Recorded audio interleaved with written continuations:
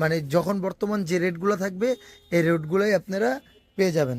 তারা মেলার জন্য একটা ডেস্কই আপনার করে রাখছে। আপনারা মদিনা টয় আসবেন, বা আমাদের মদিনা টয় আসলে যে আপনাদের মাল নিতে হবে তাও না। আপনারা দেখে ঘুরে এবং মাল দাম জেনে 10টা দোকান যাচাই করে তারপর আপনারা মাল নেওয়ার সুব্যবস্থা আছে।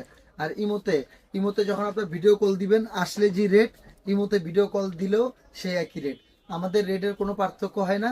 আপনারা ইমোতে ভিডিও কল দিয়েও মালগুলো আমাদের অর্ডার করতে পারবেন।